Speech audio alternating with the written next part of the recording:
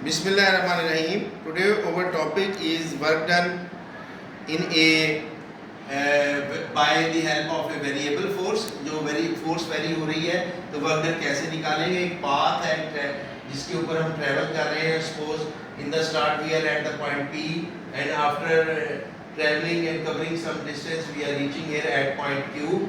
This is the point Q. Point Q पे हम इसको पहुंच रहे हैं कुछ फासला तय करने के बाद. तो हमें amount of work done calculate करनी है. इसमें जो हमने स्पेंड किया है कि हमने कितना वर्क डन स्पेंड किया है तो उसके लिए रास्ते पे वर्क डन क्योंकि आड़ा तिरछा है रेगुलर नहीं है तो हम अपनी हेल्प के लिए थोड़ा सा मैथ लगाएंगे. यहाँ पे इसकी फिगर को ज्योमेट्रिकल बनाने की कोशिश करेंगे. छोटे छोटे पैचेस कर देंगे, छोटे छोटे टुकड़े कर लेंगे और छोटे छोटे टुकड़े करें तो ज़मीन भी फिर सीधी नज़र आती है, फिर गोल नहीं रहती अगर पैचेस हों तो यहाँ पे भी हमने छोटे छोटे पैच कर लिए. ये पहला पैच है, ये दूसरा, तीसरा, चौथा, इस तरह हमारे पास nth पैच है.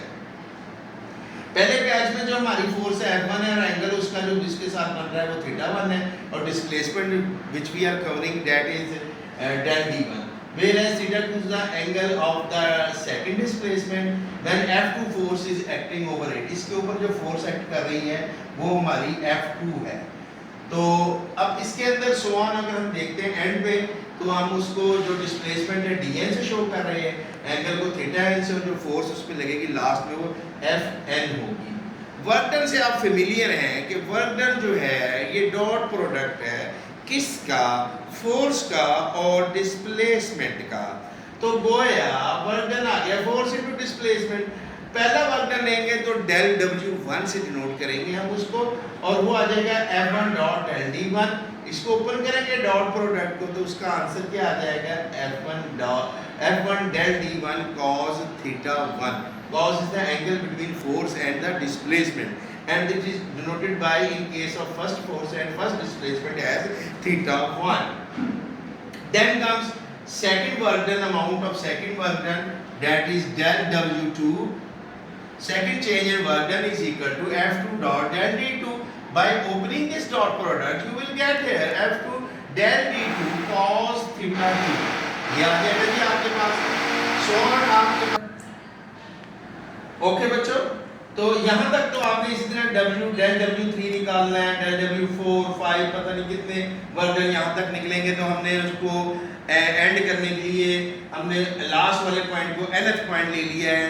n कोई भी वैल्यू हो सकती है, 1 हो सकती है, 2 हो सकती है, 3 हो सकती है. तो del Wn आ जाएगा इसी मुलाज़मत से Fn dot del Dn. Open करेंगे Fn del D1 cos θn आ जाएगा. अब ये तो थे मुख्तलिफ वर्क डन. पूरे पाथ में कितना हुआ so we have to calculate total work done.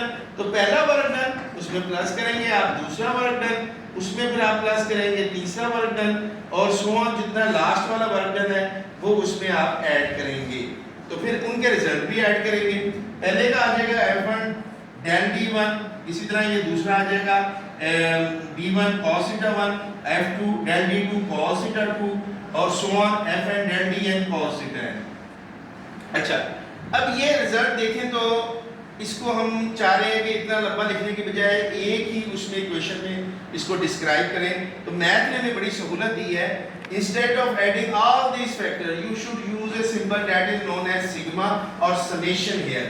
This is known as sigma or summation. तो हमने summation लगाई तो तमाम का मजमुआ आ गया. Actually acting from when I varies from 1 to n f I cos theta I उसके साथ del d I ये आ जाएगा. अच्छा, अब इसमें ये है कि I जो है अगर 1 है तो ये पहली फोर्स आ जाएगी. I को अगर 2 ले लेंगे तो दूसरी, अगर I को L ले लेंगे तो लास्ट वाली आ जाएगी. यानी ऐसा सिंबल है जो हर फोर्स को रिप्रेजेंट कर सकता है और सबका मजमूआ उसने बता दिया कि 1 से लेके n तक है.